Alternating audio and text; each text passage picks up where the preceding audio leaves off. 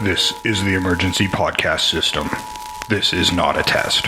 Movies are bombing all over the country. They are posing as movies you already know. They may already be in your theaters, your neighbor's home, or even your own. Do not panic. Specialists have been dispatched. They will help you identify these pretenders and defend you against this invasion of the remake. Please stand by for further instructions. Welcome to the Invasion of the Remake podcast. I am your phlegmy host, Jason Bishop. If you've been following the episodes in order, I wasn't feeling too great on the last recording, and I'm now over the hump, but really congested. I didn't even know a nose can produce this much mucus, but Jesus. True. That's the fun bit. If you listen to some of our episodes in order, you can just experience our lives with us. Yes. Pretty much, yeah. Yeah, you guys don't have to worry.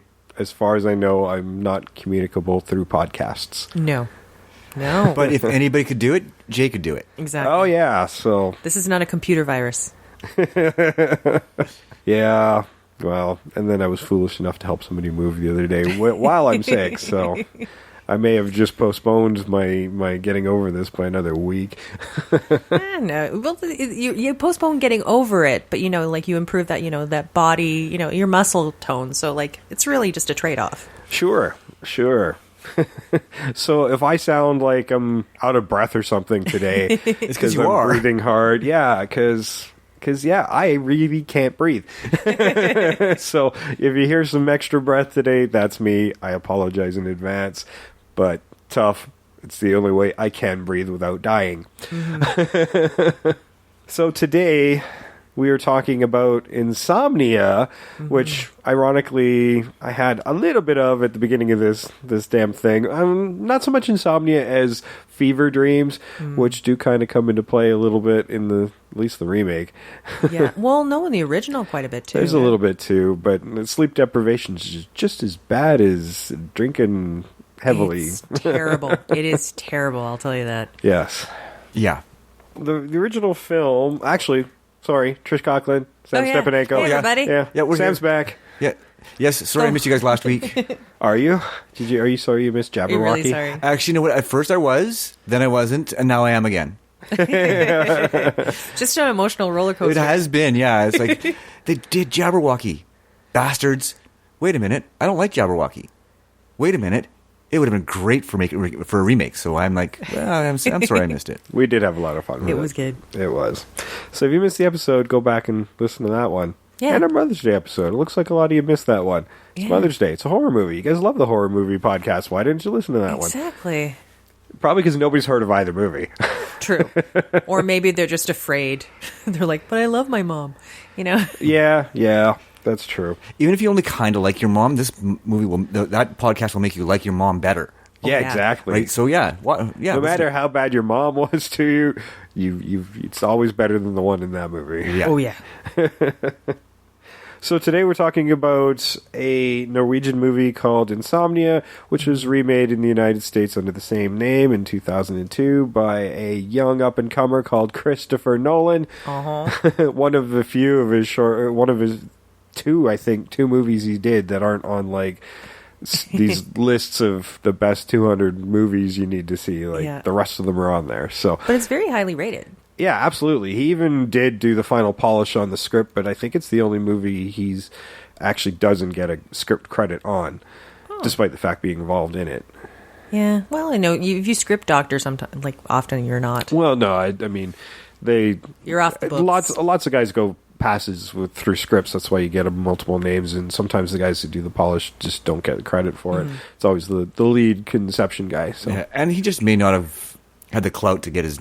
Yeah, right, or maybe he didn't want it, because at the end of the day, most of the story was already laid out from the Norwegian one, so, as far as the tweaks here and there, they were all pretty good, and I think it was one of those cases where the end product of the remakes is definitely a better product. But, I mean, you got to look at that cast, too, so... Yeah. Yeah. And I tell you about the cast in Insomnia Norwegian one, but I don't know if my tongue can work in that direction. But Insomnia was directed by Eric Skjolberg. Any Norwegians in the room? Do you want me to attempt? No. Skjolberg. Skeetelborg? I think that's a little bit closer. It starred Stellan Skarsgård, Maria Matheson, Sverre Anker Ausdal. It gets worse from here. Giskin Armand, Christian Figenschau. Oh, cool. Here, Thor, Michael, and Mott. There you go. And a couple Bjorns. You know the Bjorns. You're good. Bjorn Floberg, which sounds like Mike Hold. And Bjorn Moan, which is actually a pretty cool name. Bjorn Moan. And, I might as well finish it off. Marianne O. Ulrichsen. I didn't do too bad. That director's name is just It's impronounceable. There's letters in there that aren't letters. Well, they are. They're just not in our alphabet. It's insanity. I couldn't find a budget on the movie, but it's didn't get much of a wide release in the U.S. $221,000, but I bet you the budget of the movie was only a few thousand as well. Pretty low budget film, and very young Stellan Skarsgård, but I think this movie really put him on the map as well. Oh, for sure. And I mean, that's why I was actually excited to watch the original, because I am a huge fan of Stellan Skarsgård. Me too. Yeah, have you watched River Emotional Journey on on this one. Netflix? Yes. Yeah, it's a very similar character. Very similar character. Yeah. Very similar character. And the remake was, of course, Christopher Nolan in 2002. It had a big-ass budget of $46,000. It grossed $46 million. Okay, yeah. I was like, that's not very much. I'm like, did I say thousand? This is going to happen a lot today, guys. Cold medicine. It's awesome. Gross was 67.2 million. So not a huge success in the box office, but very well received as critically speaking. Yes. And it's hard to argue when you have 3 Academy Award-winning actors in your film with Al Pacino, Robin Williams, and Hilary Swank. Mm-hmm. Like, come on. So, good cast in there, and a few other notable names. Catherine Isabel's got a small part in there. Martin Donovan, Paul Dooley, I should say. So, lots of people in there. And Lauren Cardinal. Yes. With no dialogue. He does have some dialogue. Does he have some dialogue? Because I'm going, does he ever get any dialogue? And I probably had stepped into the kitchen to grab a glass of water when he got his dialogue there. Yeah, he doesn't have a lot of dialogue, but he's there a lot, and there's he does have a few lines. Oh, and I mean, I saw him on screen, I'm like, I know this guy. I'm like, oh, wait a minute. That's Lauren Cardinal, yeah. I know, and I was sitting there going, okay, this is what happened. So this is before Davis went to Dog River. Yeah. Yeah, and Larry Holden I should mention too, because he was in there as Pharrell. Yeah. So. I love when we make a Dog River reference and nobody but a Canadian's going to get it. Yep. Yeah, he moved to Dog River because it was really quiet there. He didn't want any more like this to happen. Yeah, and this is Davis's dark past. Oh, there's a little short movie that you could make. It's so much fun. Now, the movie's titled Insomnia for a couple of different reasons. Mm-hmm. One, the main character is above the Arctic Circle, essentially, in both films. So they are in Norway in the original film, and they're in Alaska in the remake. So the sun does not set. No. And it's punishing when you're in a place where it doesn't set and you're not used to it at all. Yes. If you're traveling to those type of areas, bring your sleep mask. Well, even with the sleep mask, it's hard. I was in Iceland and it was just hard. There was one place where there were shutters that closed the window, so there was still light kind of streaming in, but it was mostly. I cried. I wept for joy because I'd been 4 days and I hadn't really slept. When I was watching the movie, and I'm like, I like my area dark when I'm sleeping, so I would have been much like the main character and taping up blankets and shit. Yeah, until you become acclimated to it, you can't. Or just sleeping with the blankets over my head. Yeah, we're used to having light be that cue for us to wake up. Right. Yeah. Insane. I can't say if I have a problem or not because I can sleep literally anywhere. Oh, God, you can. Oh. I admire people who can. I'm envious. Yeah. Sitting up on buses Wow. in daylight. Nope, can't do it. That's why I don't want to travel to anywhere where I have to be on a plane for like 20 hours or something because I won't sleep that whole time. Oh, yeah. I've done that before. It's kind of fun because you get really goofy by the end. It's like being drunk, but you're not drunk. And yes, absolutely. Did you ever see that Mythbusters episode where they were doing drinking versus sleep deprivation, and sleep deprivation affects you even more strongly than drinking? Oh, yeah. And I your can cognitive completely understand functions. that, yeah. Yeah. Yeah. So it does play to the decisions our lead characters make, which is Stellan Skarsgård, who plays Jonas Engstrom, and Al Pacino, who is his cipher in the remake, as Will Dormer, when they all get American names. Yeah. Which is weird because in the original one, the author guy is John Holt, which is like an American name. Why would she Yeah, I don't know why they bothered to change that the name. blew my mind. I'm Probably like, because they're changing the rest of them. Yeah. Right. but it's an author name, like detective novelist John Holt. Well- that sounds exactly what it should be. Yes, it does. Just to confuse me, because they have a Tanya with a J, Yeah. who's the victim in the film, and in the remake, there's a different character. The best friend is named Tanya, Yeah. and the victim's name is Kay, and I'm like, oh, you just did that to fuck with me, didn't you? Yeah. Because you knew we were going to do this show 20 years later, just to really just ram it in our butts. See, Nolan's playing an extreme long game with us. Yeah, I think so.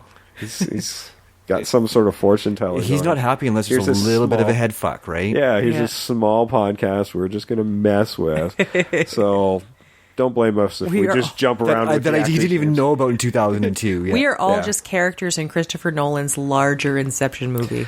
I don't have a top to spin to see if I'm actually in his dream. Maybe I am. I just don't know what my token is. Ooh. Yeah, we don't have one. But Yeah. maybe we don't really exist. Maybe when we go to sleep, that's when Nolan's awake. Ooh. Maybe. Maybe. Okay, we got distracted there. Yes. Yeah, that's fine. It's the insomnia, man. The insomnia and the cold. Yeah. Well, I'm going to run the the Norwegian trailer, so hey, it's time to break out your App. apps and try to get it translated. But it'll sound neat. Yeah. Or you can just go on to. Is it subtitled on YouTube?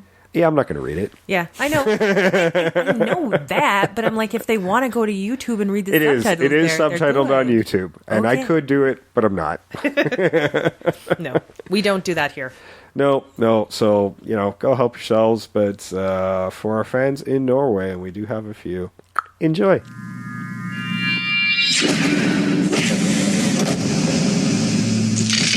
Han gikk fra en ungdomsfest midt på natten lørdag, ble funnet på søppelfyllinga 30 timer senere. Han är kall, han är beräknande.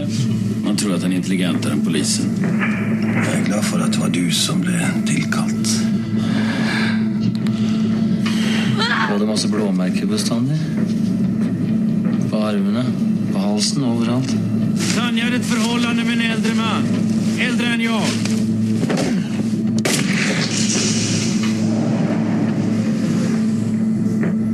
Hva er det som gjør at ikke du informerer meg?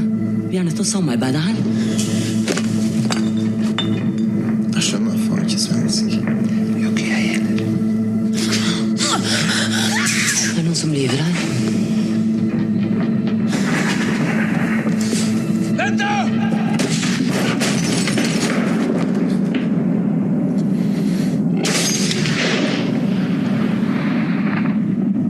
Den som synder sover ikke. All right. So unless you speak Norwegian, that told you nothing.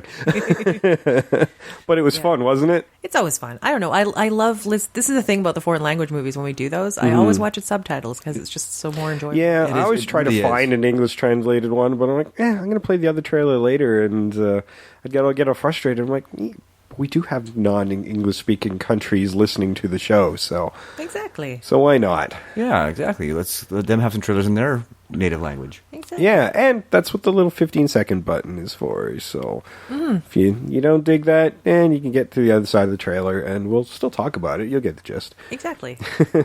Now, so both movies, essentially, this cop is being brought in to consult on a case. His friend is the chief of police in both versions, and he's being brought in to consult on this death of a teenager. Yep. And then shit happens. Yeah.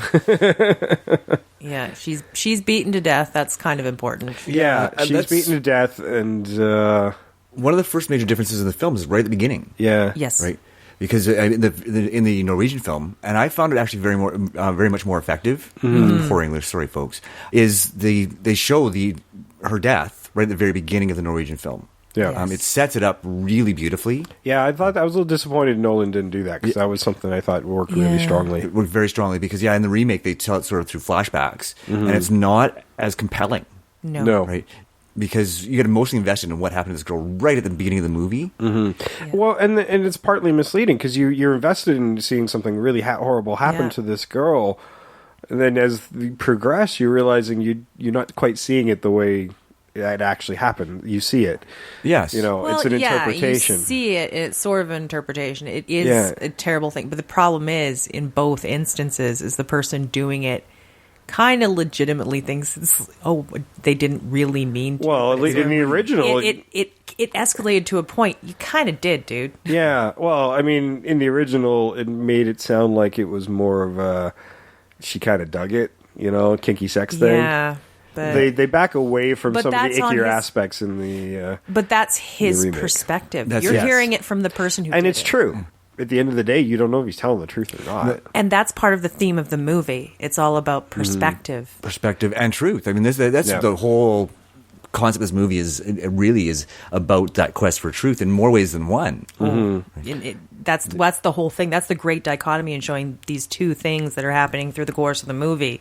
Yeah. How they differ and how they are very similar. Yeah, and the suspect winds up having a measure of control over the person investigating this murder because of an accident that happens during the investigation. I mean, he's playing by the numbers, talking to witnesses and talking to friends and family and all this, and then they find her school bag.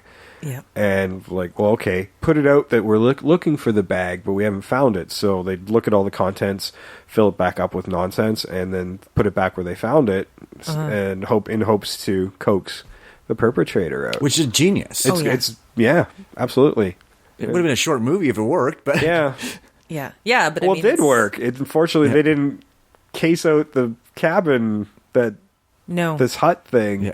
They should have gone in and taken a good look. Yeah, they should have gone. But they in didn't think they had time either, right? Like they Yeah. didn't want anybody going near that cabin. They didn't want anybody spotted by it, right? Yeah. But so they were relying on local knowledge of the hut and the maps.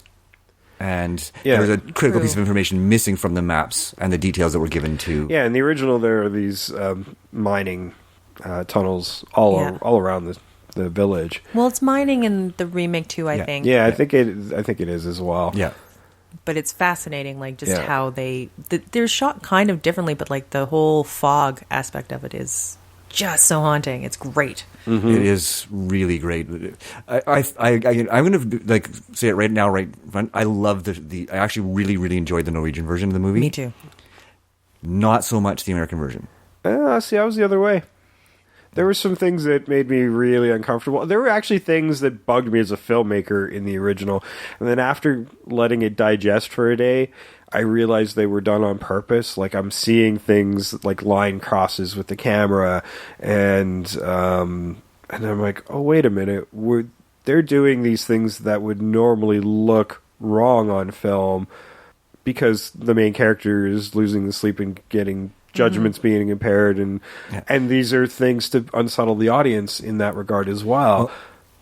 Yeah, and after hindsight, I started enjoying some of those choices. And I just thought Stellan Skarsgård was far superior to Al Pacino. I didn't. Al Pacino's no Stellan Skarsgård. No. Yeah, but I didn't like for me anyway, this far off stare he had, and I guess a lot that that's a natural thing that would happen. I just thought he conveyed that lack of sleep so much better. Yeah. Like he like, I mean, and part of it was makeup but his just portrayal of somebody who's suffering from sleep deprivation was just so powerful. Like, it was really noticeable. Like, you could see, like, you felt like he was suffering from sleep deprivation. Al Pacino, you never really felt that. Yeah, he's a little You more... sort of do. He always looks tired. I think that's the problem with Al Pacino. He always looks tired. To me, it wasn't... The other reason I like the Norwegian one better is even more than that. There are some of the other characters that I preferred them. They were better written. That too, yes. The receptionist at the hotel, whose name escapes me, in the original, I think is a superior part. It is a superior part. Also, the female cop who's investigating the shooting is a superior part. They take away a lot of choices. I like how they wrote Swank. I like the angle they wrote with Swank as relating to Pacino. They did, but what they did was they completely undermined her as a character at the end. Well, I didn't think either version of that character wound up getting a lot of proper screen time. No, I have to agree with that. And I agree with you. I think Swank's character was, you're right, undermined at the end. I don't like the ending of the remake. I think she's undermined in the original. Yeah, I think because of what the decision she makes at the end. Decision, I think doesn't undermine it near as much as the other one. So no, the other one, she decides. That bullet casing is all her. Yeah. In the original, in the remake, Pacino has to tell her and give her permission. Like, she doesn't have any agency in this at all. Yeah, because she admires him so much, she's subverted by it and submissive to his character.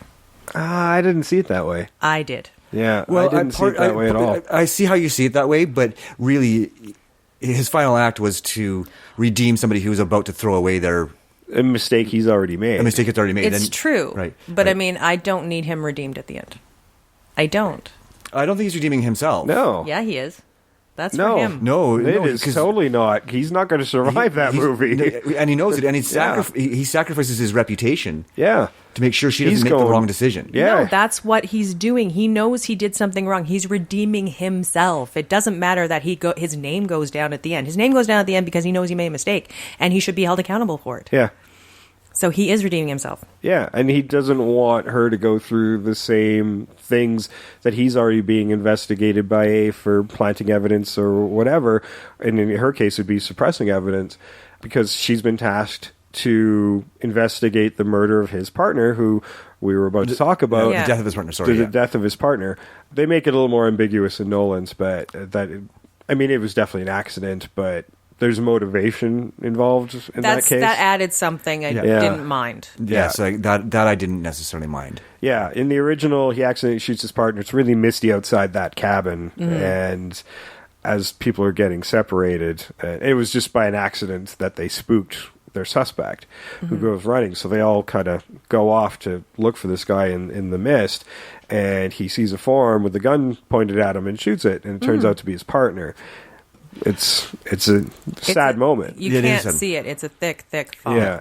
Now, in the remake, same stuff happens, except his partner's also going to be testifying in an IA case about him where he planted some evidence in another case. He knew this guy was guilty, but they couldn't find the evidence. So basically sent a man to jail, whether we don't know if he's innocent or not, but he's being investigated for it. Yeah, and it's the only time he's ever crossed the line. He makes it very clear it's the only time he's ever crossed the line until later on in the movie. I know. But see, and this is what that's part of the whole thing. This is all about his redemption. It has nothing to do with her, which is kind of pissed me off. But it's when he crosses this line here. He talks about crossing the line. He said it was that one time, and that's the whole kind of ambiguousness of this. It was so easy for him to cross this line again. You know, and that's where maybe that wasn't the first time, and maybe he did something that he thought was great, and he didn't think he crossed the line. Yeah. A number of times in his career. Well, and Robin Williams' Finch character seems to know an awful lot about Pacino, and I think they were making some subtle dotting of lines to saying, there's a possibility that he might have actually committed the crime in that original case, and they did send an innocent man to jail. I mean, they're very thin lines, but it's kind of neat that he's got a lot of information he probably shouldn't have. And the question is, okay, well, how does he have that information? Before we go too much further, I want to go back to the partner in the original movie, because they make suggestions that he is starting to suffer from a mental disorder, like his memory's starting to go, right? And that's kind of key to his final moments on screen. Yeah, because he was an older partner. He was an older partner, and he says, "You said go right," because I think his partner was kind of carrying him, by giving him direction, and he was always having trouble sort of following those directions, right? Yeah. So I think that's made his death a lot more poignant. Yeah, because he was kind of it was an accident, like a legitimate accident, but he's also kind of legitimately responsible in that he didn't take him off working cases when he knew he was starting to lose. It's tragic in that regard because they have a genuine friendship. In the other one, it's a bit more strained because of this investigation that's happening, and when the partner dies, he's accusing him of, like, I would have never thrown you under the bus. Yeah. And why did you kill me? I think they are closer in the remake. Like you say, this tension has happened. But I mean, when he calls and talks to his wife, I had a feeling there was sort of a long-standing relationship between him and this guy's family, too. Yeah. No, it sounds like there was a long-standing friendship that was a little strained because of this case. Mm-hmm. Yeah. They're both fairly tragic deaths, but I certainly liked the older guy better. Yes. Yeah, like it doesn't really go on. Like it's sort of it's way too late when it gets there. Way too late. Yeah, and he finds the suspect's gun. The suspect does wind up shooting another officer in the leg. Who I loved in both movies. Yeah, he was great in both movies. And it's a great way. It's a great clue. It's a great way of really upping the stakes of this whole thing. Like it's such a clever device. Yeah. Yeah, so he picks up the gun, but doesn't turn it in as evidence. Mm-hmm. I can't remember it in the remake, but in the first movie, he finds the gun before... Yes. Before he shoots his partner. Yes. I think in both. In both he does. Yeah. This is why I'm talking about the ambiguity. So he probably would have crossed the line. He did. Yeah, he probably would have turned it in right away, but he wanted to get that gun off the field and... Yeah, because he already knew that the bullets weren't going to match. Yeah. Right. Yeah. So by that point, it's already probably happening in his brain. But at this point, I think in both movies, he's picked up the gun after he shot his partner, but before he knows he shot his partner. Yes. Maybe. I don't remember. I think he does. That's the weird thing. That's where I got really... That's the way I thought the weird ambiguousness, where he thinks he does everything by the book, and he is kind of sketchy. And he's far more sketchy in the original, I think. Oh, he's definitely. Oh, yeah, no, without a doubt, I'm with you on that. Yes, but it's the great thing about it is it can speak to this moral ambiguity, where he says he crossed the line that one time, but he might have before, and he doesn't realize it. Yeah, it's just one of those things, and holding on to that gun. He's going to bury the evidence. And he does. He winds up swapping the bullet and shooting the bullet into a dog. In the original, the dog's alive. In the remake, the dog's already dead. Which I much prefer the dog already being dead. True. But it's not as powerful. No. Yeah, because that first it goes to the killed decisions me. he makes as he deteriorates. Yeah. Right. So it's way more powerful in the movie. It's disturbing, but it is definitely more powerful. The lengths he's going to go to cover it up. And I think the first one he was already deteriorating as an officer. Well, there's already a screw up in the Nolan one because by the time he goes to get the bullet, they haven't done the investigation on the bullet yet, the CSI stuff, but they already knew what kind of gun it was from. Just by looking at it. So even when he swapped out the bullet, wouldn't they have noticed that the bullet that was logged into evidence was different? Yes, you would think. I think it would depend if somebody...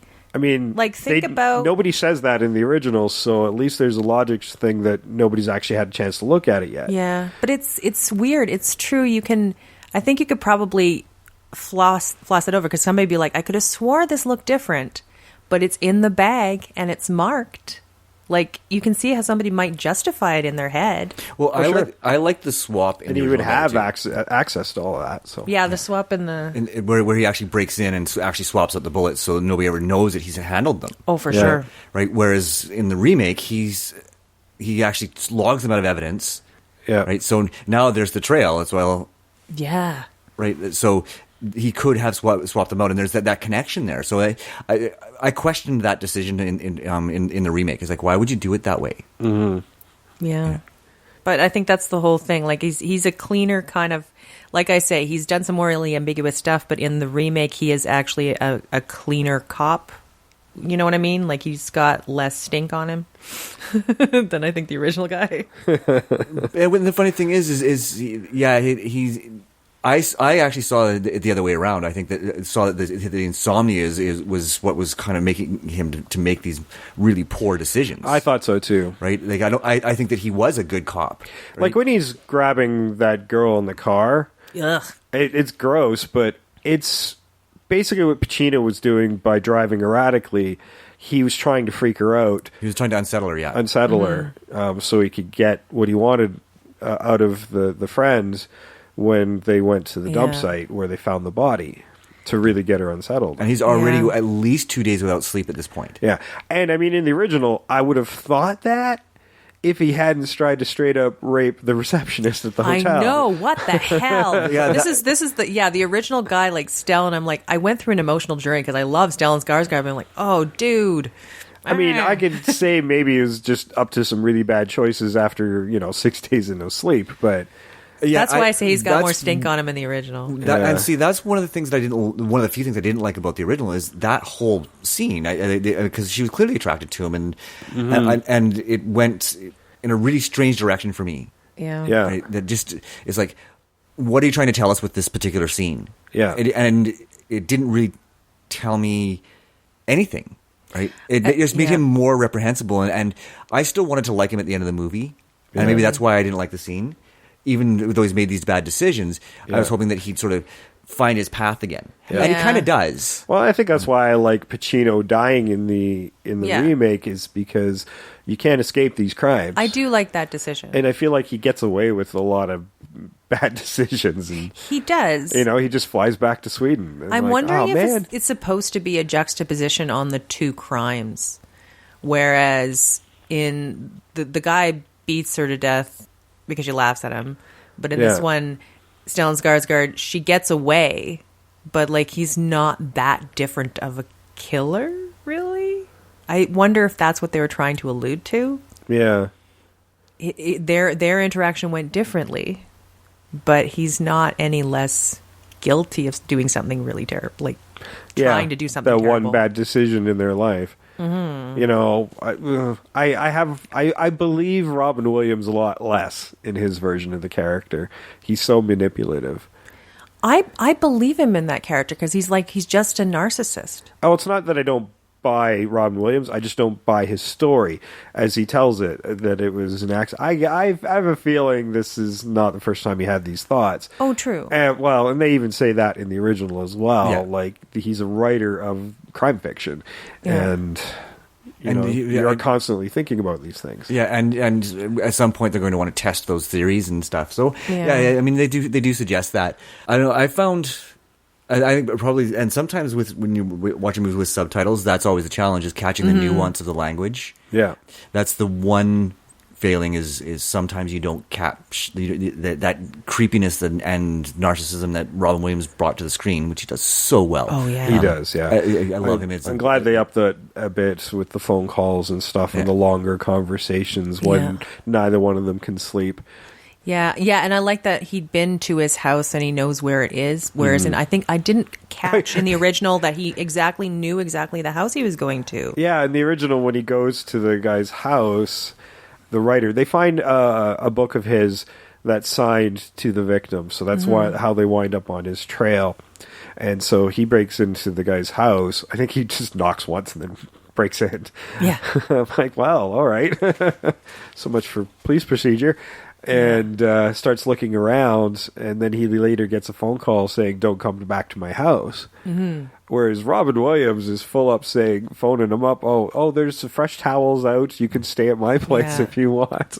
It's just the friendliest suspect ever.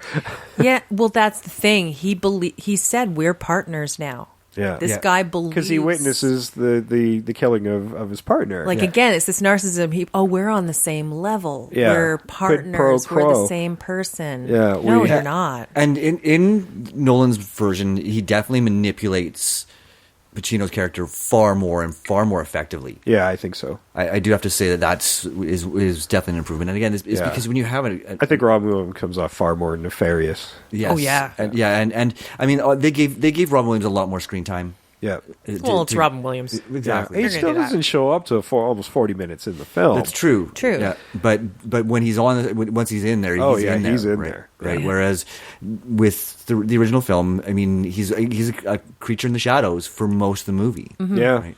Yeah, that's what he intended to be in the original. Yes. Yeah.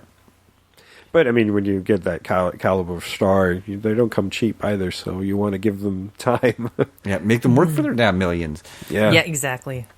Is this trailer time?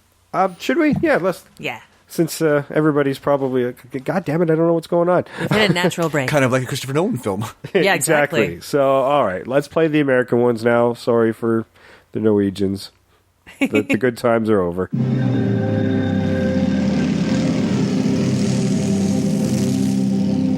They brought him in to solve an unspeakable crime. Detective Dormer, it's such an honor to meet you. I'm Detective Ellie Burr. Welcome to Night View. So incredible to be working with you. The Leland Street murders was my case study at the Academy. Someone out there just beat a 17-year-old girl to death. Your job is to find him. Doesn't say in the report that he clipped her nails. He washed her hair.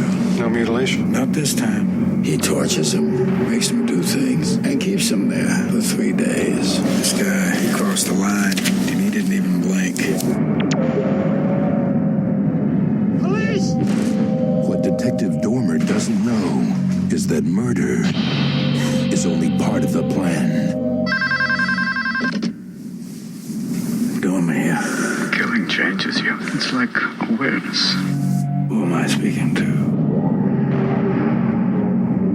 Can't sleep well? He will taunt you. You and I share a secret. We know how easy it is to kill somebody. He will torment you. Can't be easy after 3 days of no sleep. Are you seeing things yet? Those little tricks of light. He will get inside your head. There's a ferry about 5 miles north of Night View. I'll be on at 11 o'clock. I have great respect for your profession. The situation isn't yours to control, Will. You're trying to impress me. You got the wrong guy. I took you 10 minutes to beat Kate Connell to death. No evidence that I killed Kay. You only know it because I told you. Are you doing okay? I mean, you haven't been sleeping much, Detective Dormer. Another night up like this and you're really going to lose it. Now the game has turned deadlier than he ever imagined. This whole thing you're doing, you can work with me. There she is.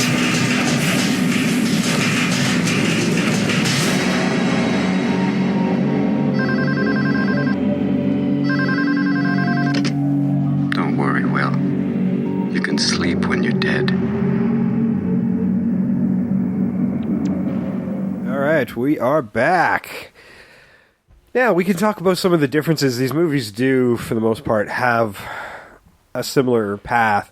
Right up until this point that you're about to bring up, I think. Yeah, well, there's little things here and there in Nolan's thing, but with the chase sequences, the initial chase sequence where the cop with Dormer or the other version, God, Engstrom, Jonas, I call him Jonas. There's usually a couple of chase sequences in these films, and one in particular with the remake happening in Alaska, and I don't know. This one feels so movie. We need to make it more exciting. So let's go chase him over these logs that are going down the river from the logging that's happening. Yeah. And so they're running over these logs, and Pacino falls in between them and can't get back up. Yeah. And then eventually winds up being able to swim to the other side underneath them. But Williams gets away. Finch. Yeah. Yeah. And I hated it. I didn't like that scene either. Partly because such a movie moment. It really is, and he's getting out of from underneath there. Yeah, we still have an hour of the film to go. Yeah. So we know that there's no real risk to him. Yeah. No. It doesn't create any tension. Although even though I'd seen the movie before, I half expected Williams to rescue him. Yeah. And that was what I was expecting from that scene. But Right. that doesn't happen. It doesn't happen. It would have been a lot more effective then. Yeah, I think so. And it really would establish this partnership that they have for the rest of the film. And I think in a movie like this, like you say, it doesn't belong in the movie. But if this was in a movie where it belonged in, this is like one of the fears that I had, because underneath these things, you can't just come up. You'll get crushed between these And he almost does, things which of is wood. several times, yeah. Yeah, so it is a terrifying idea. It just is in the wrong movie. I grew up in a town that had those log booms. Yeah. And one of the first things we were taught as kids, do not go out there. Yeah. You stay off them, right? Because they are so dangerous. Yeah. We never did go on them, for the No. record. Because That's how you die. yes. And people died in them every year. People who experienced workers and stuff like that. So Yeah. So yeah, it could have been a great scene, but I think that you're right. If they'd gone to the route of Finch rescuing Dormer, Yeah, I think it would have been more impactful for that Yeah. scene, for sure. Yeah. Yeah, and but we- it's hard to figure out you can't save someone from that situation, I think is probably the problem they ran into. Well, you're probably right, because, I mean, if he couldn't get himself up you without can't being even crushed. make a stunt like that so- safe, I don't think. Yeah. yeah. But yeah, In which and case, maybe that- they probably shouldn't have done it. But that scene was Yeah. there exclusively to set up the next scene in Finch's apartment. yes. Yeah. Right? That's the only reason that scene existed. Yeah. Yeah, like you say, like it's a jarring departure for that movie. I think that's probably the problem with it. Yeah. Yeah, and I think that's one of the reasons I liked the original again so much more, is because it relied far more heavily on mood Yeah. rather than Hollywood action. Yeah. I mean, let's talk about runtimes. The remake was almost 30 minutes longer. Yeah, well, 20 minutes, yeah. Yeah, so there's a lot, and almost all of that was action. Yeah. Mm-hmm. Well, I wouldn't say all of that, because you have these long conversations with Finch that they have on the phone. Well, yeah, sorry, yeah, but Yeah. there is some more dialogue, but yeah, they certainly add probably a good 10 minutes worth of action. Yeah. Well, and I mean, I count the scene where he's gone to the guy's place and he's trying to plant the gun. That, to me, that's sort of an action sequence, because there's a lot of tension. He's trying to escape and not get caught. That's sort of action. That is sort of action, Yeah. but again, it's that tension, and again, a way I thought it was more effective in the original movie, where he's caught in this extremely uncomfortable Oh yeah. situation, where he's actually witnessing these two teenagers have sex. Yeah.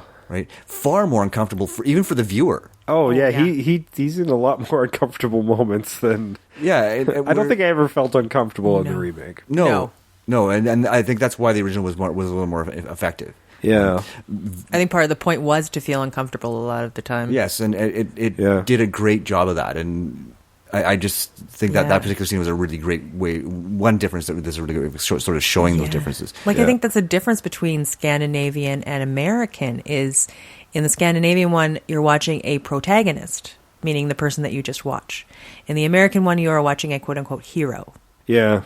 Your protagonists are most often heroes in American ones, whereas in Scandinavian ones, they're your protagonist. They're not a hero. They tend to be a lot more flawed in European films in general. Mm-hmm. Right?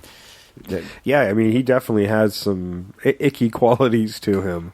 Yeah. I mean, again, it could be just under those moments of possibly being caught. Well, I think that Trish is kind of right. I think he has the tendency towards them, but I think he's better at controlling them. But because of sleep deprivation, they're all starting to manifest on him. Mm-hmm. All these horrible things that he's capable of, that he's never actually acted on, are now starting to manifest because he's like being drunk. When all of a sudden your inhibitions go, and he just starts behaving in an irrational manner. Right? Yeah. And I think maybe that's what that scene with the receptionist was also to convey, was that he has gone to the point where he has no inhibitions anymore, and he's crossing lines that he wouldn't normally cross. Yeah. I still don't think that scene was particularly effective, but Yeah, those dark impulses are there. Yeah. He just was better at controlling them before. Yeah.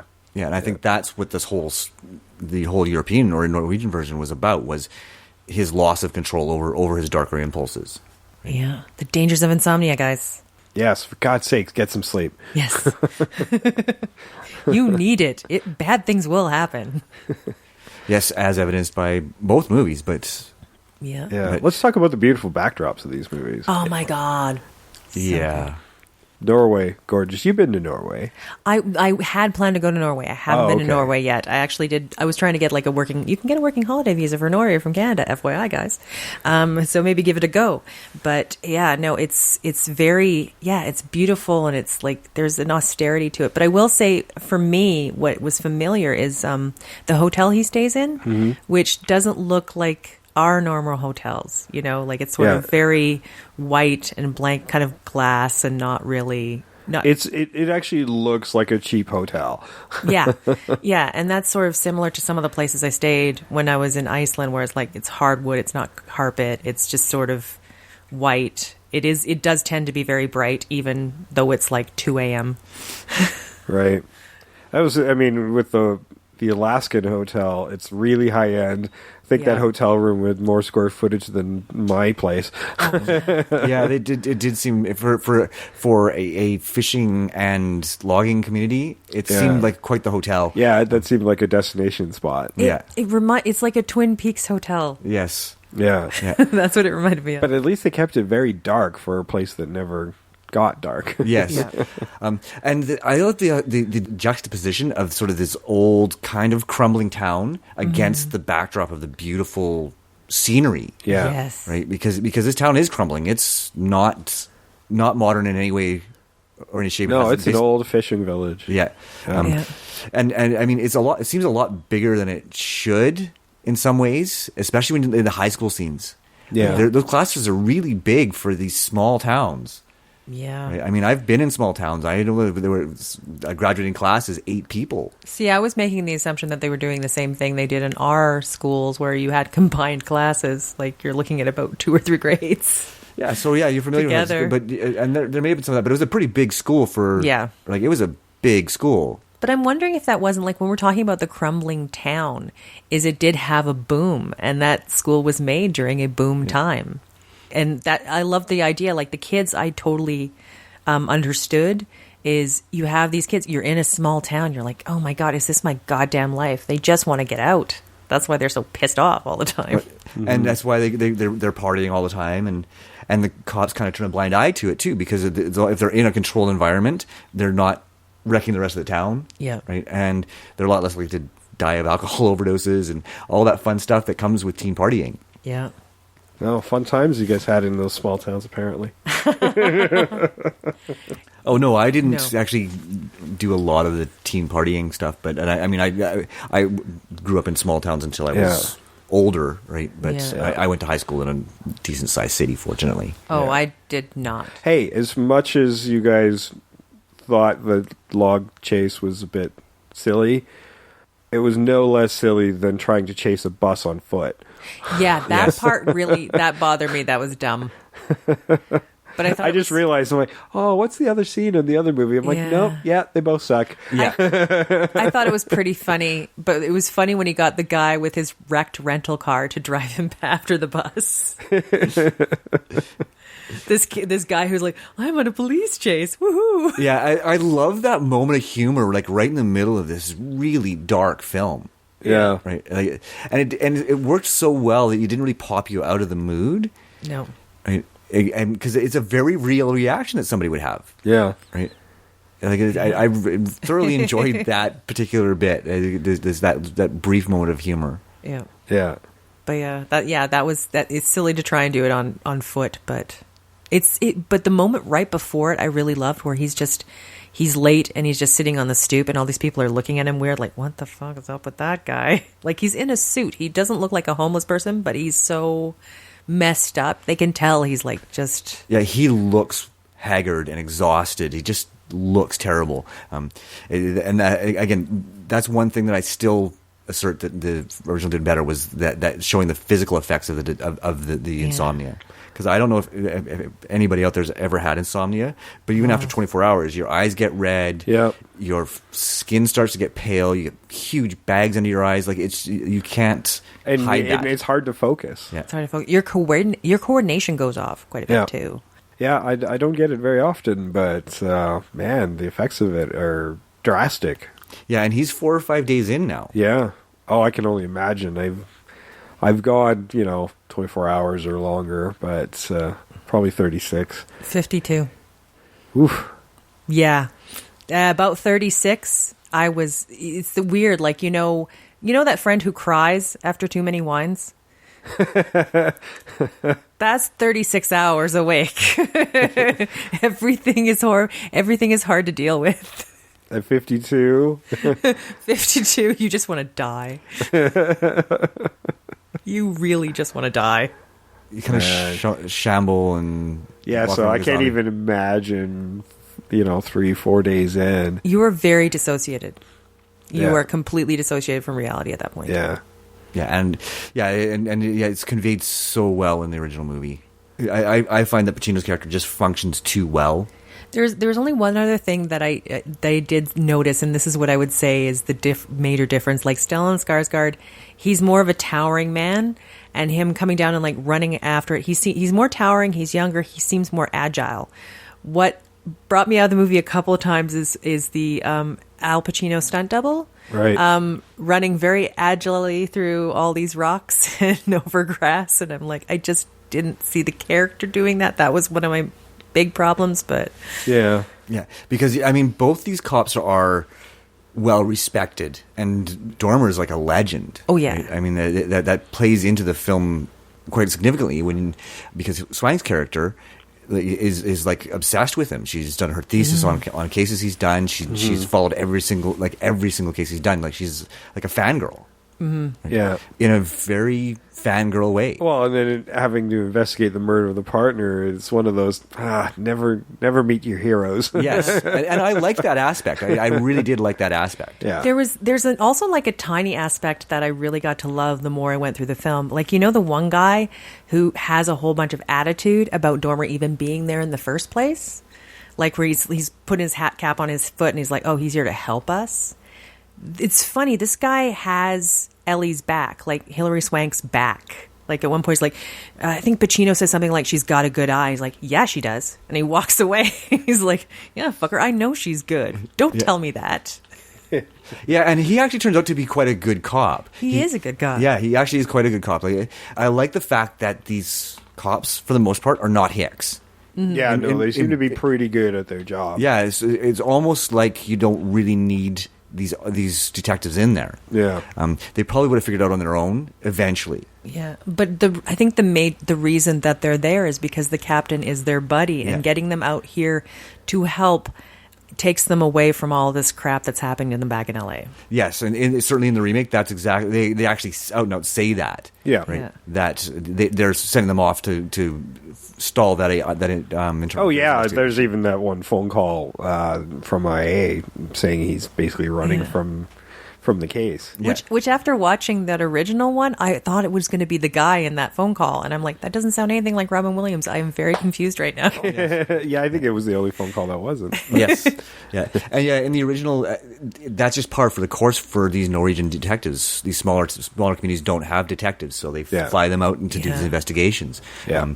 So even though the cops in the original don't feel hicky, they feel competent at what they do, but they're not investigators. Yeah, right? No. They wouldn't have. Apparently, they wouldn't have cases like this a lot of the time because she does say it's mostly drunk and disorderly. Yeah, domestic abuse. But she's a detective. Yeah. Well, it's also an opportunity for them to learn from the professionals. Mm-hmm.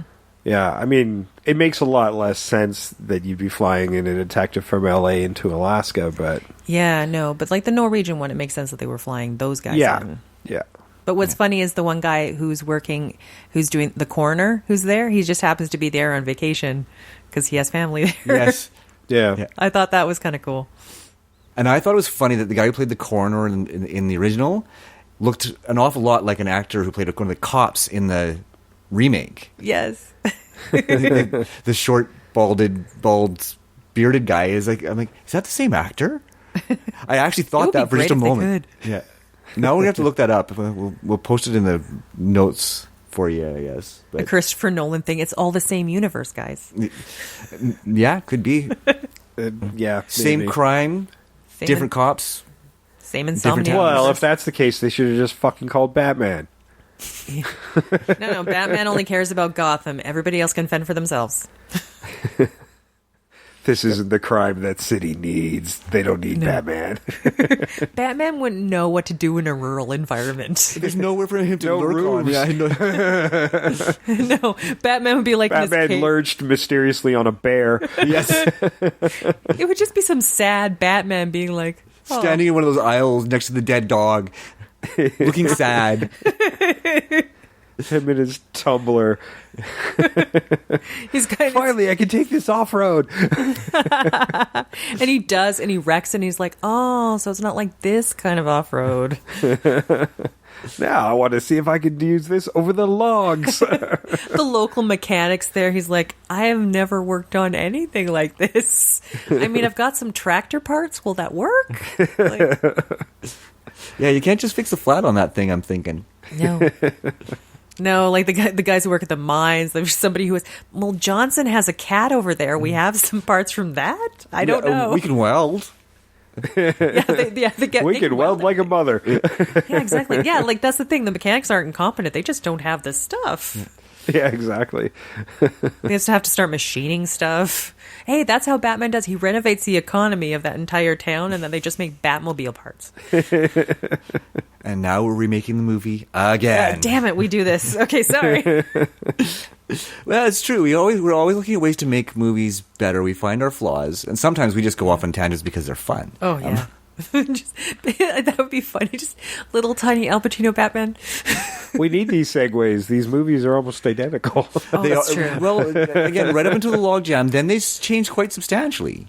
I think they follow like the main beats. They're very close. They're very close, but like they give that little bit more to Pacino, and they'll change some of the chase sequences to justify their location, but they're pretty much the same movie. No, you're pretty much, like I said, right up until the end, because the end the end's very different. Yeah, but I mean, then you see this. Well, even then, the end's not really different. He just dies instead of flies away. Well, in the end, the female cop is not there in the Norwegian one, and there's no gunfight. Nope. Well, no. There's a chase. Yeah, I guess they made it more exciting. I guess. But I like the death better in the Norwegian one of the one guy. Yeah, I do like that too, because it's more of a choice. There's not this big gun battle that's happening. Yeah. It's another chase, and he falls through these weak boards and hits his head. It's just, he dies by accident. Yes. No, see, which is how all the deaths happen in this movie. It's weird. I interpreted it like he broke his neck because it looks like he's alive at the bottom, but he can't move. Oh, it's possible. Yeah, his eyes were open, so I was kind of wondering myself. And that sort of yearning, like, please help me. And I'm like looking at it going like, no, he's just going to let him drown. I mean, the death isn't, I guess, what happens is accidental, but yeah, letting him just sink and drift off, that was a choice. That was a choice, yeah. Yeah. But yeah, but it covers him up clean. Yeah. Oh, for sure. Yeah. I would love, like I said, I couldn't tell if it was his head or his neck, but if he died from a blunt force head injury, there's an irony there because that's how his victim died. Right? Yeah, through an injury to her head. But the thing is, too, if you have him injured and he's paralyzed and he's just powerless, and this guy won't help him, I'm like, that's kind of it is a big fuck you to this guy, because it's like going, well, I couldn't stop. I'm like, yeah, you could. But I'm just going to not help you either. Yeah, the gunfight's just more cowboy. Yeah, again, more Hollywood, right? It's more Hollywood. That's a different the mentality of making a movie. But at least Hilary Swank got to be in it. I know. Yeah, I didn't like the fact that she gave him her gun. I'm like, Hilary, you're from like a rural area. You should be a good shot. I think you should just keep the gun and help him out. Don't give it to him. Have him give it back. That was just the one thing I kind of was wondering at and bothered me. Like she has the gun. Then it starts shooting. Then she gives the gun to Dormer. Then Dormer's like, oh, no, you have them both. Then he gives it back. It seemed like, I don't know, a pointless route to take. It did seem kind of pointless. You're right. I mean, they could have had the conversation where he's like, oh, God, what do we do? Like, she could say, what do you want to do?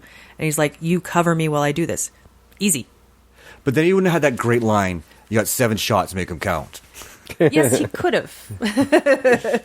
Well, not. Well, yeah. I suppose if he could have been counting her shots if she was if she was firing back at him, but yeah. But yeah, I don't mind that one. It's sort of it's a whole thing where in the first one he gets away by taking a little underground thing, and in this one he gets to him by taking another little underground road. Yeah, no, and that was again a nice juxtaposition. Or you've got him getting away and then getting caught through the same means, right? Essentially, no, and that's very much a Christopher Nolan kind of trademark is tying things together. Oh, he foreshadows the film right in the opening line with the investigation, or one of the opening lines, when he's told about the case and he's looking at the facts and he's like, this guy crossed the line. You don't come back from that. No. Yes. Yeah. And that goes back to one of the points that Trish was trying to make, and I was actually going to interject about how he's crossed that line, and he says he's already crossed it, so he knows how easy it is to cross the line. Yeah. Yep. And he's going to do it again. That's what I kind of liked about this is he's found that interpretation. He knows this guy, this narcissist, this idiot who's like thinking, well, he's done it once and he thinks he's smart enough now he can do it again, and he will. Yeah, but he's also talking about himself. True. Right, and that's what I was going with. He's also to a certain extent talking about himself because he's crossed the line once. That's the beauty of it. Yeah, right. And then he does when he plants the gun at the yes, because he plants the evidence on the boyfriend to basically cover his own ass because the suspect, aka Finch, was the only witness. So he's kind of got to throw somebody else under the bus. Yeah. And here's this boyfriend who's been beaten on the victim anyway. Yeah. So although here's a bad guy that probably deserved to be in jail. True, but there's a fuzziness about that too. There is a fuzziness. Because he's taking that guy's word for it that the boyfriend was beating on her, not him. Yeah. But in the remake, the boyfriend subtly admits to it. He does admit to it. Yeah. Subtly, very subtly. He doesn't say, yes, Which I hit her. I do like that change because it muddies the waters a bit about his actions again, which is kind of nice. And this is one device that I found really effective in the remake, is he plants the gun, Dormer plants the gun, and then Finch moves it on him. Yep. I loved that. That was really awesome, right? Because he plants the gun before he makes any agreements with Finch. Yeah. Right. Right. So he's already covering his own ass in more ways than one. Yeah. Right. Whereas in the original, that gun gets planted after Finch basically blackmails him into covering him up. Well, it's before that sex thing. Yeah. That's that's why he was there in the first place. That's right. He was planting the gun, and that's how he gets caught in that situation. Yeah. Which again, still far more uncomfortable. Instead of watching a sex scene, they're not there in the remake, and the cops are right behind him. Yeah, that was a tense moment. Like, oh my god. Yeah, and it works. Yeah, it creates tension. I'm like, oh shit, he's here. He's to plant evidence, and the other officers investigating are coming in. No, he's there. I think he's there to unplant it. He's removing the evidence. He doesn't want this kid to get caught. That because he goes to he goes to find the gun. The gun's already. I thought he planted it. No. Oh, did Finch plant it there and he went there to get it? No, he planted it. Yeah. Then he went. Then Finch set up that whole scenario about that kid having a gun. So he goes to get rid of to pull the gun he'd already planted, but it's not where he planted it. But didn't he plant it in Finch's place? Like when he got there the first time, he doesn't take a shower. No, it wasn't Finch's place. It was the kid's place. Yeah, he planted it at the kid's place. See, they're both very messy places. I got very confused. Yeah, so he went to remove it. He didn't want the cops to find that gun. Yeah, right. But Finch already knew that it had been planted and moved it to the oil barrel. Oh, that's right. It was the oil barrel. Yeah. So there was a twist within a twist there. Yeah. Right. Well, actually, double twist is Dormer wanted to step back across that line he'd already crossed. Yeah. Yeah. And then it gets twisted around on him, and all of a sudden they have the gun, but he didn't want them to have it. Yeah. No. I don't know. I really enjoyed that a lot, actually, because there was a twist within a twist within a twist, which is again very Nolan. Because like in the original, how that worked its way out is they'd found the gun, but there was another print on the underside. Yes. That was going he didn't to be clean Holt. it. Yeah, and it was going to be him.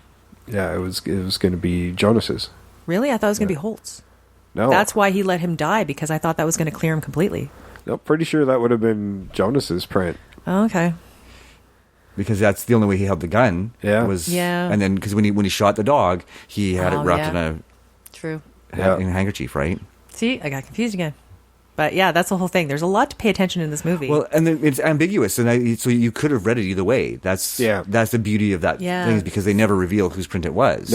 No, that's why I thought it was what it was. Oh, maybe it could be. So maybe that's it. I don't know. We can have the interpretations. That's the great thing. Yes, that print is still out in the ether. We don't know. It's a mystery. It is a mystery. Yes, and that's I really enjoyed that about the movie. Is there are some things that you're sort of left to question, even in the end, which was again very different, right? Where Jonas gets to basically walk away from everything that he did that was wrong in this movie. Versus where Pacino dies, and I have mixed feelings about both endings, and I think maybe that's what makes them both work in their own ways. Is you have mixed feelings about them, right? Because, like I said earlier, I wanted to still like Jonas at the end of this movie, but you don't really, right? No. But he walks away having to deal with all of these horrible decisions he's made, horrible things he's done, while he's in this town, and he's already said, "I'm done. I'm going back to Sweden." Yeah, right. He says never coming back there. Yeah, because it's something about the environment has I mean, maybe it's the lack of sleep and the 24 hours of daylight, but he knows that it brings out the absolute worst in him. Well, yeah, and and it's a reminder of what he's done there. Yeah. Like guilt is why he has insomnia. Yes. It's not really the sunlight so much as the guilt has been by the end. Yeah, it's the guilt that's keeping him up, not the sun. And then at the end of the remake, I mean, his death and his he almost chooses redemption. I don't want to call it redemption because he didn't really redeem himself. He chooses to take the honorable path. Take the honorable path, and that's the thing. put It's his moral redemption. Yeah, yeah. He's like, let's get the right guy for the crime. Yeah, and because the kid wasn't the boyfriend wasn't the proper guy, so he makes that right decision at the end. But I think what they talk about how in the original he's leaving Norway forever, he's never coming back. Yeah, they sort of address that theme in the remake where you have Maura Tierney who's the innkeeper in that one, where she says like, you're either born here or you're running away from something. People ran to this place in the remake. Whereas in the original, he's going to run from that place. Yeah, yeah. Well, that's where all the bad memories are. But in the remake, in a way, dying's also the escape. He did that one act of redemption, which is allowing him to sleep. In this case, die. Yeah. But that's the fascinating thing I kind of liked at the end. Like, there's a bit of fighting against somebody, but fighting like after you are so tired from the insomnia for all that time, like even fighting to stay alive after being shot is going to be too much. Yeah. No, and as I watch him die, I'm like, he almost like he's finally getting some rest. You actually feel that. Yeah. Right. Like that when you're so tired and you can finally sleep. Oh, yeah. It's a delicious feeling, but in this one, it's sort of you kind of get that. Yeah. Yeah. Yeah. The other thing that was very different at the end of the movie was in the original, he finds the dress and stuff that he was talking about in the remake, but that was hidden behind the bookshelf. Yeah. And I liked that because all of a sudden he now has more evidence to direct them towards Holt, right, rather than this gunfight at the end, right? Yeah. Which I think tied it up really nicely. Yeah, that was the big mad dash, was to go find that last bit of evidence in both movies that would send either Finch or Holt down the river. And I love the dreamlike quality of it, where he's got the dress and then it sort of morphs into the crime scene and he's still got the dress. Yeah. No, it's really beautiful little like segue and in that scene. Those when every time they got that cutaway with the blood in the fibers. Yeah. Mm-hmm. Yeah, I did like that note in the whole thing, where I thought that was really kind of cool. Yeah, because it's a nice layered note, and it's a way of just kind of putting an exclamation point in certain points where you're like, "Oh, this beat has happened. It's coming together." Yeah. Well, it ties his partner's death alongside the girl's death. Oh, for sure. Yeah, absolutely. Yeah, no, they're both good movies. I will admit, the first time I tried to watch the American version, I did not make it all the way through. Like, I just didn't. Yeah. It was just, the pacing was just didn't feel quite right to me. Yeah. I mean, you can tell Nolan was finding his footing as a director with this movie. It's a great story. Yeah. This is actually the first movie he shot that was completely in color. His first movie was black and white, and then Memento's a bit 50-50. Yeah. Nice. Well, good golly. This, I mean, if you're going to choose to shoot a color movie, shooting it where you are, doing what you're doing, how beautifully it's going to look. Like, this is you're going to shoot a color movie, shoot it in this sort of setting. Yeah, you have to shoot that movie in color. Yeah. I mean, it's just so lush, but it's austere. It's amazing. But, you know, when we talk about that, some judicious use of black and white could have really brought some neat impacts to this film. Oh yeah, like kind of just draining the color a bit whenever you're talking with Finch or being around Finch. Yeah. Kind of that lack of reality. Yeah.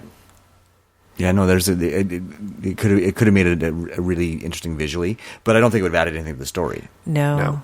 But you get to Finch's place, and there's like that glacier just behind it. Yeah. And that's a very nice juxtaposition. Yeah, he doesn't do as many camera tricks, Nolan. He's gone a more traditional route and making it really crisp and slick looking, but there aren't those little easy rule breaks that become disorientating for the viewer, that give you some emotional or disconnect as well. Like, wait a minute, that shouldn't work that way. Like, your mind's not bridging how that scene is coming together. Yeah, no, he wasn't trying to I don't think he was trying as hard to convey how broken our detective was. Yeah. Right? I think he was. I think, to his fault, I think he was relying too heavily on Pacino to convey it through performance. Yeah. Not realizing that Pacino isn't really that versatile of an actor, to be honest. I love Pacino, but I do too. Yeah, but he's not. But when you watch, he hasn't got that much nuance. Well, I think especially as he's gotten older. I think it's simply within the context of this movie, because when I think of Pacino, I think of rumpled and broken. I can think of him as already excessively tired. As soon as I think of him, that's what I think of. Like, Pacino looks exhausted with life in general. Well, I think back to his career and that early part of career where he's more subtle in his and nuanced in his performance, and then he comes back and does that character in Dick Tracy, and then it's just in every movie after that. He's so loud. Yeah. Yes. Well, Scent of a Woman. That's where it started, and it never stopped. But there's hints of it here. There are hints of it, but yeah, I shouldn't say he's not capable of that type of performance, but he just doesn't do it anymore. No. Yeah, I just think you needed a younger, kind of brighter looking actor so you could see an awake person to like a really broken person. Well, when you have somebody that looks perpetually tired already, your special effects budget goes down. True. Yes. But I mean, you need to have that context. You have to see somebody at the top of their game being broken down by lack of sleep. You just need that. Needed CGI enhancements to make him look less tired at the beginning of the movie. That's what they should have done. That's what this needed. That's all it needed. Yeah, but yeah, no, that was probably one of the, and that might be why I disconnected from the movie the first time I tried to watch it, was because I just didn't buy Pacino as having been awake for 2, 3, 4, 5 days. I figured out what you needed. It started off as bright young Hilary Swank, and then as she lost sleep, she became Al Pacino. That would have worked for me. That totally would have worked for me. You can see the change. There's the movie. Yeah, that would work for me. Certainly, no. On the rewatch, I did enjoy it more than I did the first time, obviously because I made it through. But yeah, I still prefer. I think it was about the same for me on this, because I'd seen the Nolan one before. Yeah. So it was about the same viewing experience for me. It had been a long time. Yeah, I hadn't seen either, and like I said, The Nolan one, it's pretty good. Like, for a remake, for some of the stuff that we've seen being remade, and terrible stuff. Like I say, I have that one character problem, but other than that, I think it's a decent choice. They made some decent choices, like the moral ambiguity of like, how much of an accident was this? Yeah. Oh no, that was kind of nice. I love that addition. Every change they made added something to the story, and I have no complaints there. And it's a very strong remake that doesn't. Yeah, and I wind up liking Pacino's character more upon his death, he doesn't make some of those really icky choices. So you kind of stay on his side because of it. For Pete's sake, they made the person who ran the inn at least kind of moderately age appropriate. Oh God. Yeah. It was icky. At least when you're grabbing a teenager inappropriately, at least I thought he was trying to unsettle her, but when he just kept doing it as the film went along, I'm like, nope, we need to take the rapey aspects of the character out of here. I'm kind of glad they did. At that point in the film, I'm like, oh, no. Yeah. No, don't unStellan this. Stellan's great. Keep him Stellan.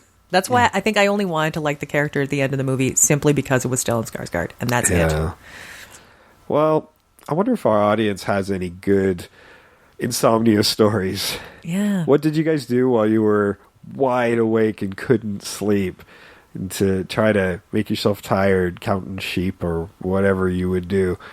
You can write us and tell us, unless it's masturbating a lot, then I don't want to know. No.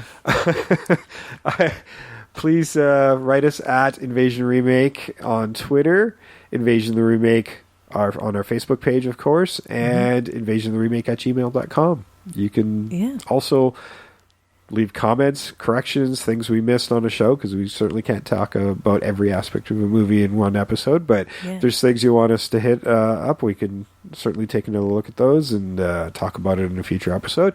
And of course, we'll take suggestions as well. We take fan challenges. It's been a little while since we've had one, but we've been also hitting some crazier movies as of late to just, I don't know, flex our muscles a bit. So. Exactly. And we'd love some more. Like, there's foreign movies especially. There might be some we haven't heard of that we'd love to we're going to hit watch. a few more foreign to North American remakes. We got a lot on the list, so more coming.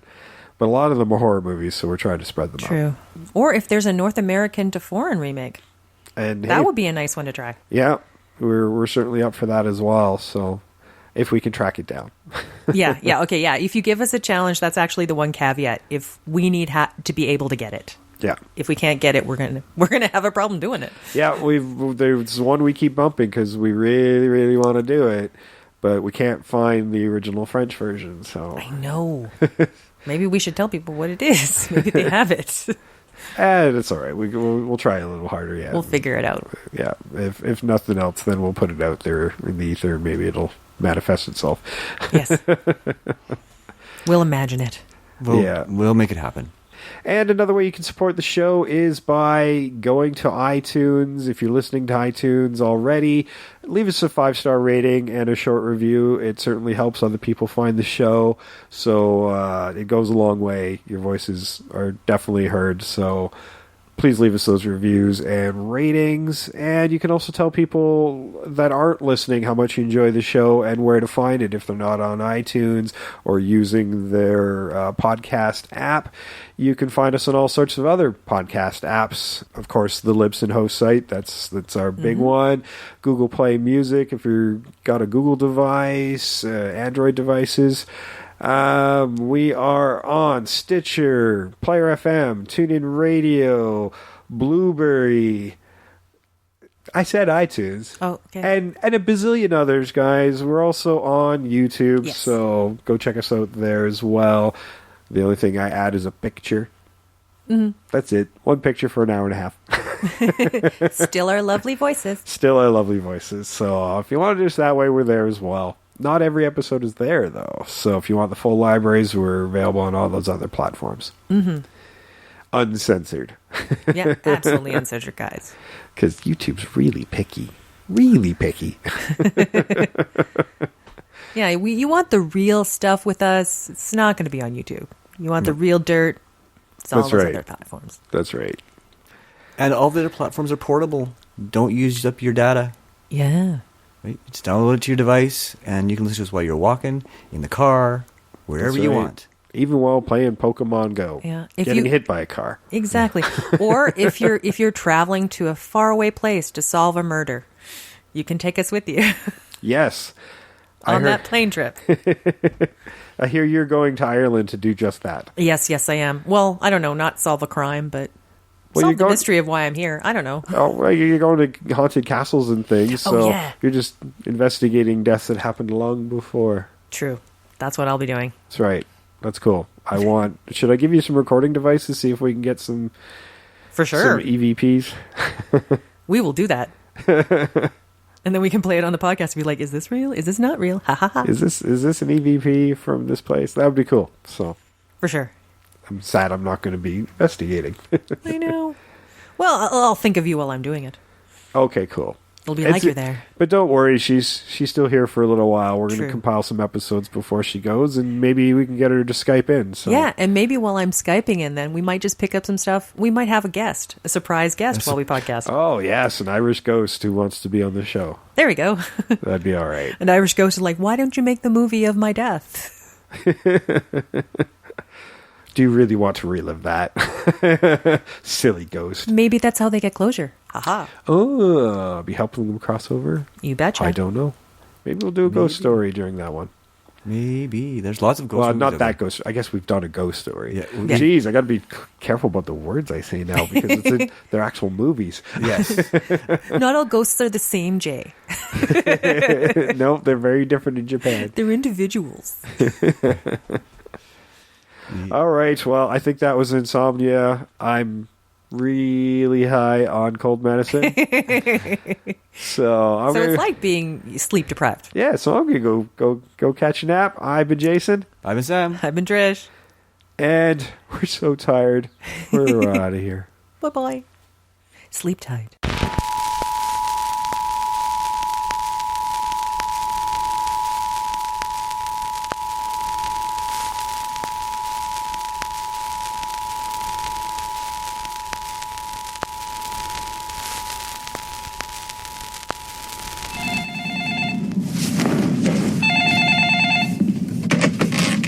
Yeah. This is always the worst time of night for me.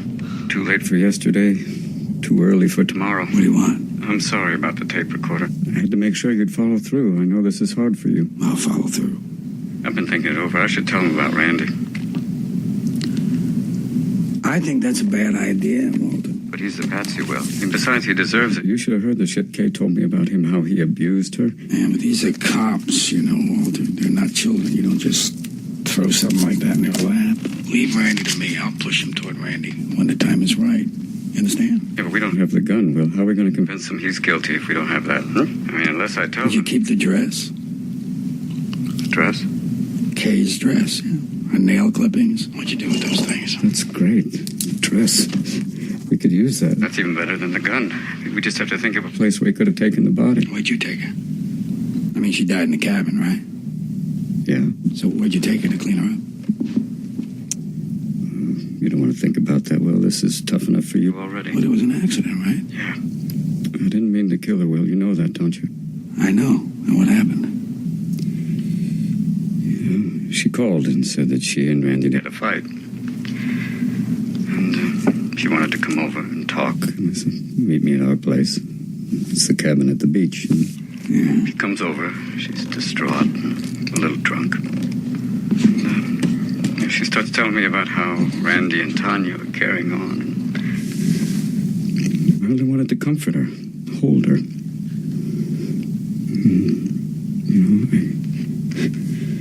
I kissed her and got a little excited.